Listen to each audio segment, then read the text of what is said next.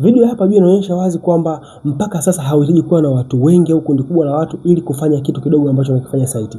Hivyo unahitaji kuadapt teknolojia ambayo ipo ili kuweza kufika mbali. Leo nataka nikupe advantage 3. Faida 3 za kuwa na teknolojia bora katika mradi wako wote wa ujenzi ili kuweza kuokoa muda na kuokoa gharama. Jambo la kwanza, teknolojia inatusaidia kuokoa muda. Kuokoa muda pamoja na gharama.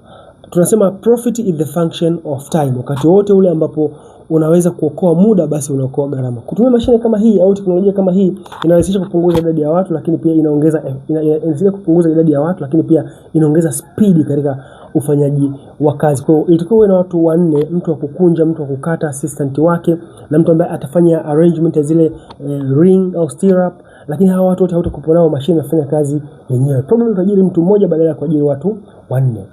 Advantage ya pili, tunasema inaongeza efficiency. Katika kazi tunasema kwamba kuna zile human error. Hii inaondoa human error kwa sababu kila kitu kinakuwa ni programmed, inakata yenyewe, inakunja yenyewe. Kwa hiyo structure members zitakuwa imara zaidi kwa sababu hakutakuwa na human errors, na hii itasaidia kufanya jengo liweze kulast long.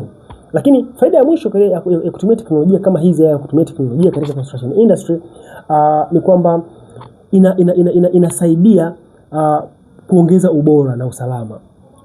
Badala ya mtu kutumia grinder kukata, mashine inakata yenyewe. So grinder ingemkata mtu mguu, ingemkata mtu mkono au kidole, lakini hii mashine inakata na kukunja yenyewe. So usalama unaongezeka pakubwa sana. Niambie kwenye maoni, unahisi teknolojia kama hizi zinatusaidia kwa kiasi gani? Je, zinakuja kuondoa kazi za watu? Hasara yake ni ipi? Lakini zipi ni faida ambazo nawe unazijua au unaziamini zipo katika matumizi ya teknolojia kama hizo? Unafikiri teknolojia zinatusaidiaje?